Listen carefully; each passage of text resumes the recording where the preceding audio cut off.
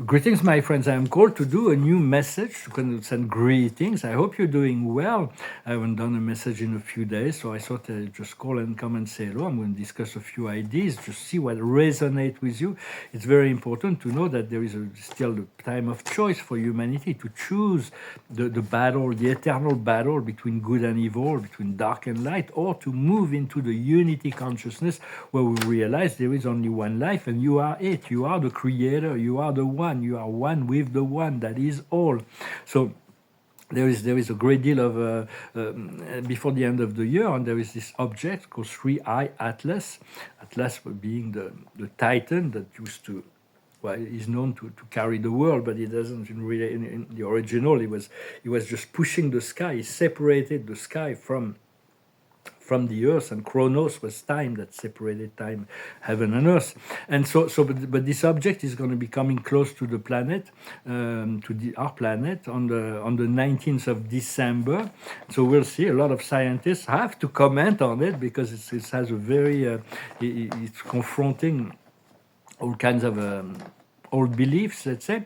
We just passed through this portal of 11:11 that closed, but it reopens, of course, every day at 11:11 in the morning, 11:11 at night, and all the double-digit number, our master number, that open portal when our consciousness is ready, we can channel it down or move upwards, depending on inspiration. But it's still a time for humanity to choose their path, 3D, 4D, 5D, or anything else. So, because in truth, there is only consciousness exploring itself. And so there is a great deal of diversity in the souls of the planet, the souls of the earth, the human souls, just as animal souls are all very different. You can see the bird; they're very happy. They're very free but the whole soul, the universal soul of all, that includes all things that have experiences, is growing and evolving as one in reality. But in terms of human souls, there is all kinds of. We all made certain choices in incarnation to explore a certain range of experiences. Sometimes we do not understand the why certain people made certain choices and what they're going through, and because it is sometimes but we have to accept it, that they have made those choices and they have to live with those choices. And so personally, I have this very important project that is I have a good sense of the architecture of the project, although there's been some addition to the project on yet there is 1,000 little details that makes it very difficult for me to project. I'll have to wait till the situation comes to make certain decisions.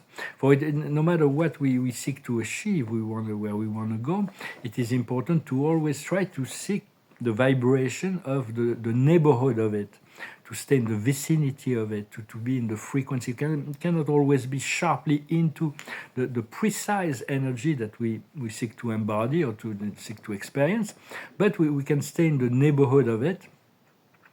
And because also what we're getting from spirit is like a map. It's like looking at the map of Paris is not the same thing as walking in the streets or anywhere.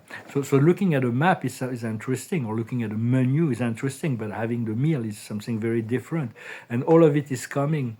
Right now we're just integrating a lot of new energy within the silence. But there's been this inner war that's been going on, as Plato says. Everybody is fighting this inner war. It's been going on for a very long time in duality and within the two powers.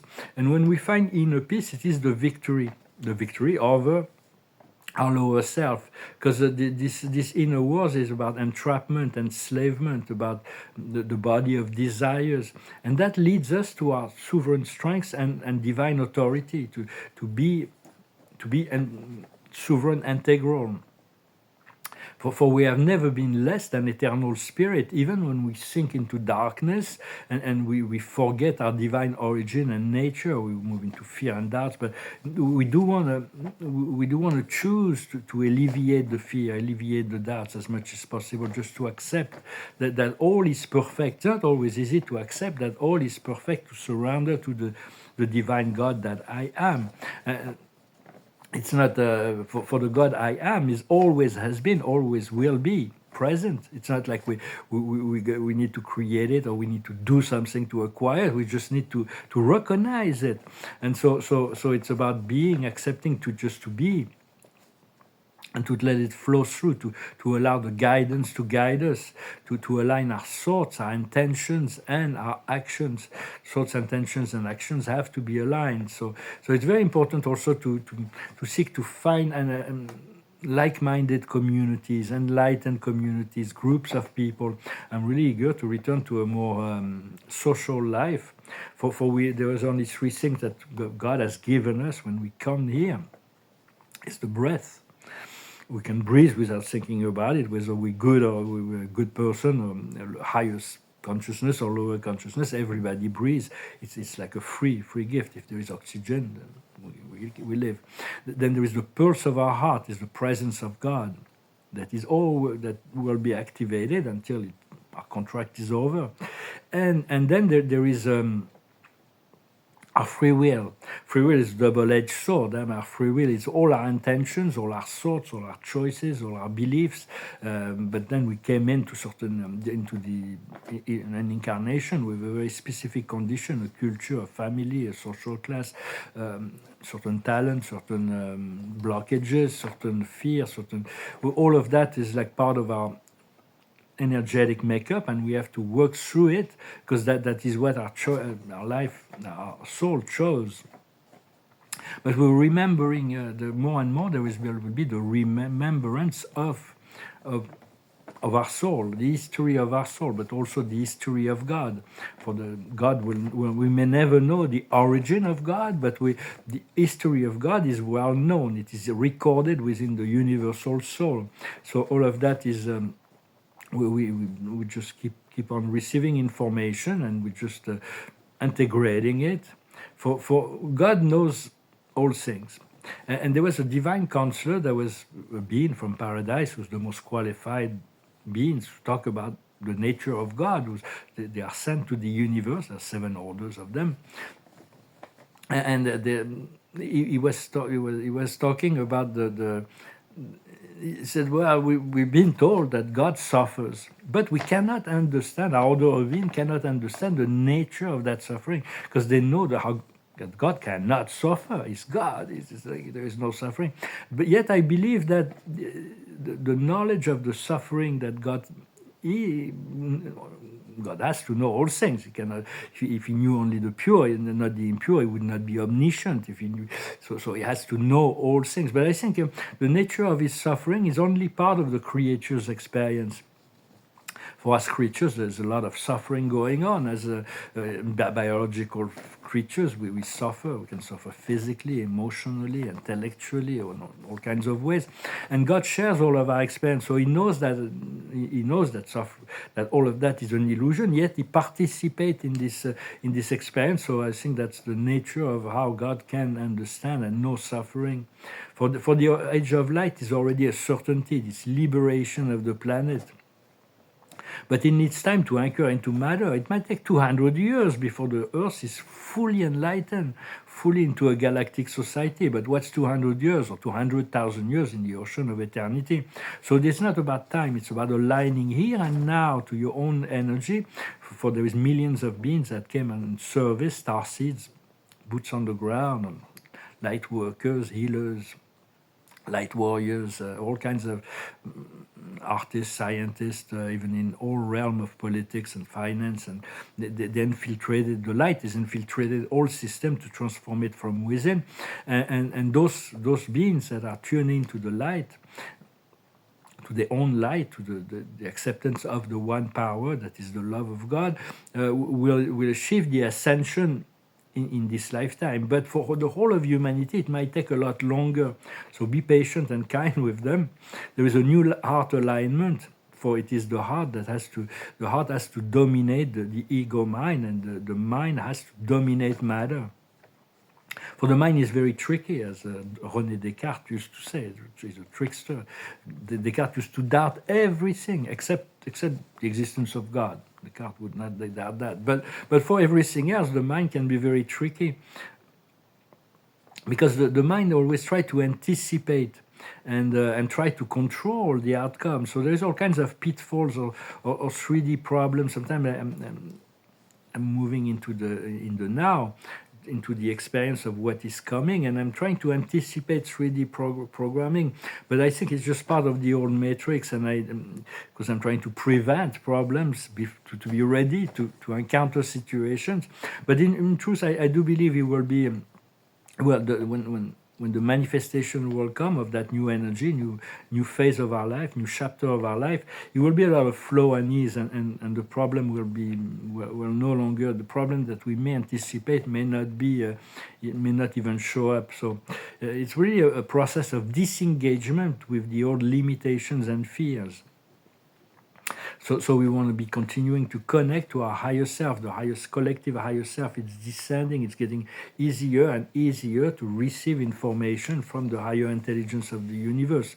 There's basically three sorts of great revelations. The first one is about spiritual revelation, to know about the spirit realm, to understand the origin, the nature of eternal life and all the other dimensions and all that.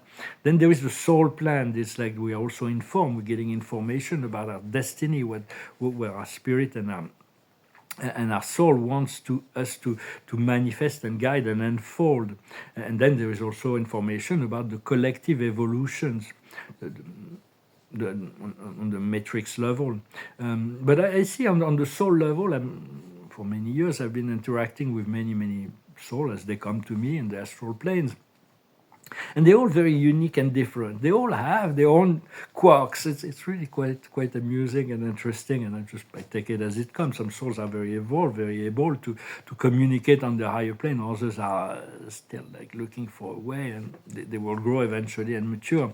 But so it's but because what comes from the higher self is only what is relevant to our own evolutions. It's on the need to know basis. Sometimes it challenges our perspective. Sometimes we're getting information from the spirit that can be create a lot of adversity. It is to challenge, it pushes our button, and sometimes it's easier to support our effort.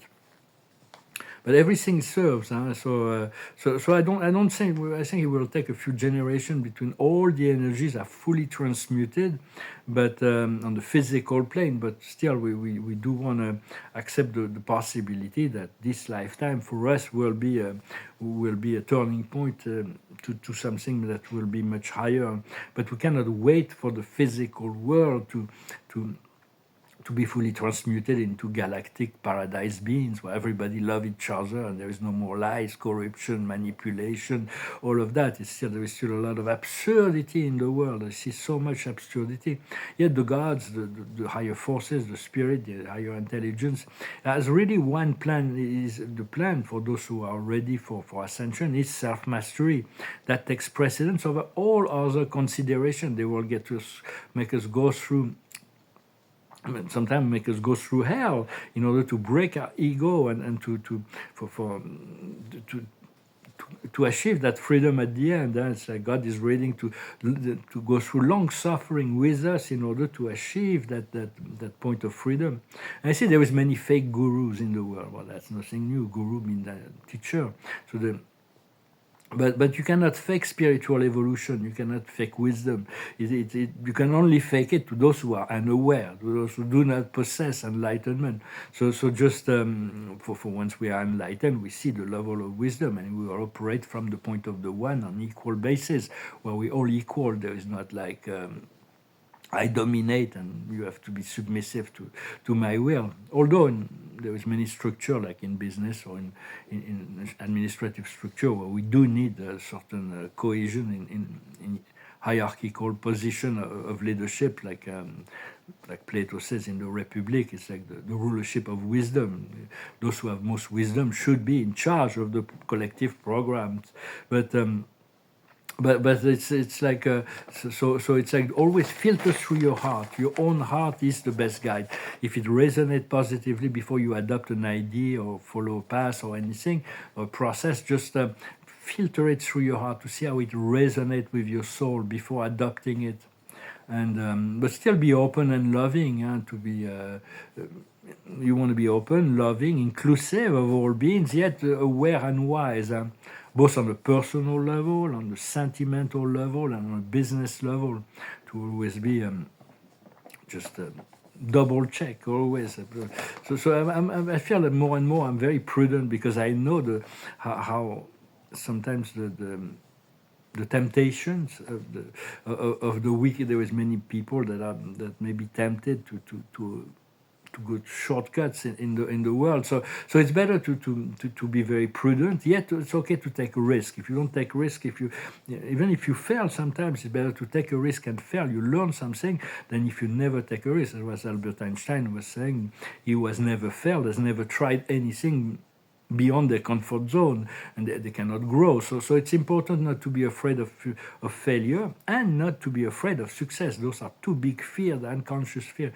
of failure and fear of success, because people have a tendency to allow the judgment of others to take precedence over their own sense of self. So it's about continuing this dance between our consciousness and the higher mind. And for the mind, the lower mind, will always try to interfere. It wants to control. It wants to understand. So it's like it's about letting go. To say, well, like Kierkegaard, I don't care. It's like, because Kierkegaard was a philosopher who was saying, if you get up in the morning, you're gonna regret it. But if you don't get up, you're gonna regret it. If you get married, you're gonna regret it. If you don't get married, you're gonna regret it. So just do it. Just don't regret it, but know that whatever you do is what you need to do, and don't second guess yourself too much. But because you also understand that we cannot understand and adopt and align with anything beyond our consciousness. If someone is programmed to see this a certain way, but his soul has not, or spirit has not liberated that person from seeing certain things a certain way, they won't be able to go beyond that level. So it's about adapting, being concording to the level of consciousness to those who we encounter or work with, because we only know what we believe. Yes. But we only know also when we receive guidance, we only know what Spirit has revealed to us. We have trust and faith in that. Our guides, our Spirit, our Creator, and about our origin or about the higher planes. So it's important to continue to be in a receptive mode and to adapt to each present moment, and to align, to adjust all the time, and to continuing to let go of to trust the outcome. Sometimes I have to let go of certain things. Spirit wants me to hold on to something, but then it's like it's going away. I have to let it go. It's like then it comes back, and so I have to but I've completely detached myself from many outcomes, mostly on a sentimental level. That's in many ways. There's a lot of things. Nothing is really written in stones, but the soul have very specific plans for our life. But the sentimental is the most. The sentimental aspect is the most fluctuating energy. It's like where there is the less certainties, at least in my own experience, for friendship and family, friendship and business. It's pretty straightforward. So I'm going to pull some cards. I thank you very much for your support, for liking, sharing, commenting. Not to forget to subscribe if those messages resonate with you. Thank you for your donations. If you want art, if you're interested by art, just do not hesitate to get in touch with me. Very soon I'm going to be fully dedicated to art services and to my project. For the card of the day is the equitable being. It's about being honest, to always seek to act with integrity. Integrity is very, very important. To try oneself be true, because without integrity, there is always a karma that is happening. So it doesn't mean you never want to be perfect, but you want to have to be as transparent. Sometimes it doesn't mean to be overly honest, to tell all the truth all the time to all people. You don't want to do that. Wisdom tells you what to say, what not to say, how to approach things in order to achieve what you need. But to be and to have integrity and to respect to respect all the people that you're interacting with, and to be balanced, to keep this balance. We get the same wisdom as in the French video. The higher wisdom is to be contemplative, is the observer, is divine neutrality, is to be able to see how things unfold and to act when necessary. We get the same cards, interesting, since I mixed them in the French video. What we need to understand is flexibility, to allow, the only thing we cannot be flexible about is our principle, our core values, our core beliefs. Otherwise, we do have to be flexible. What we need to do is to gather together with the tribe, to seek people, to seek people that are like-minded. We're going to need really to start, in order to anchor this new age, we're going to have to put in place social programs, or social creative programs, but we're going to have to start to work collectively. And it feels good. It's going to feel really good to be able to return to a very integrated, to have new circles of friends where we can share and create and enjoy time together. And the outcome is also the same card as we read in the French reading, is about the house cleaning. There is a house cleaning that will need to be done. It's like I'm doing a lot of house cleaning also in my own consciousness. There's still a bit of work to do, but it will definitely, we do need to simplify our life as much as possible, let go of outcomes, to trust the process. Well, I hope, my friends, this message resonated with you. I hope you're having a good day. I'm going to finish with a song and pull out a few cards. It's a song that talks about vacation. It's talk about. So I'm really looking forward to my next vacation. We all deserve a really nice vacation after being going through this process of transmutation. It's called Kokomo.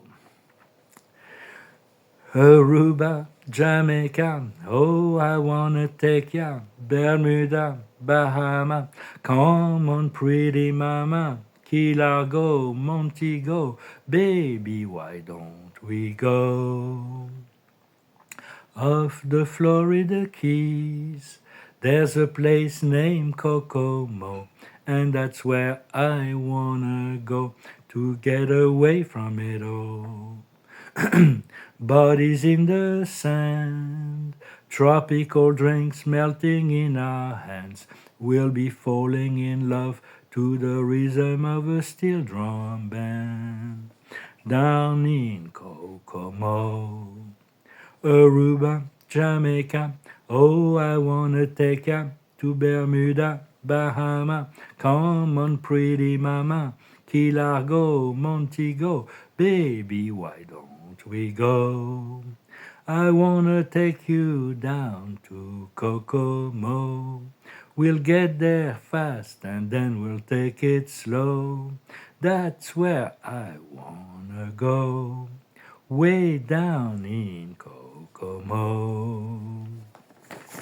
Florida. I have a lot of paintings over there. I'm going to have to go back. I have one of my best friends also who invited me, but my passport's expired, so I cannot really make good on our invitation. Well, I'm looking forward to go back to Florida, Miami. I have friends, I have paintings over there I need to retrieve, and maybe there's a good art scene in Miami. We'll see. Maybe we'll do something there as well.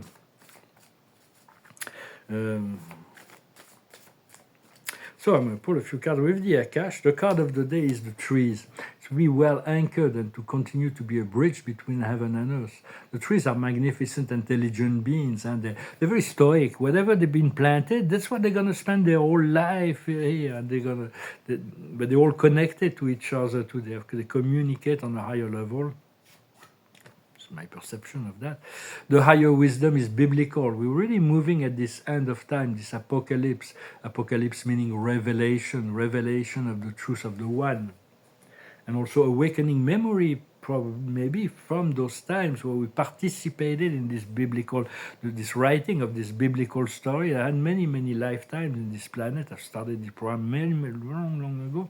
And I know I'm noted in some of the Bible as mortal beings, of course, but as a mortal being, but I'm noted in a couple of in that book. what we need to understand is the monk or the nun. It's about releasing all vows of poverty and celibacy, as well as not to distract our energy. So it's about finding the balance between something harmonious, but to let go of all the old judgment that we might, this old. Unless we are decided to have a monastic life, which is not the case for most of us in this lifetime. We're not here to retreat from the world like in the past to achieve the ascension. Our light is needed in the world, so we need to be integrated, keep things in balance. What we need to do is the healer. It's to bring healing into the world, to bring wholeness, to bring healing. Of course, we cannot force a healing. We need to have to be authorized by the person before we do a healing. And always call when you do a healing to be supervised and assisted by the Archangel Raphael. It's always is a good friend and a powerful healer. And the outcome is to be free from enslavement and imprisonment. It's like the condition of the limitations of our life create a certain imprisonment, just as our beliefs. And really, Spirit wants to free us from all that. So it just so it's about opening the door and letting our inner child out so we can play.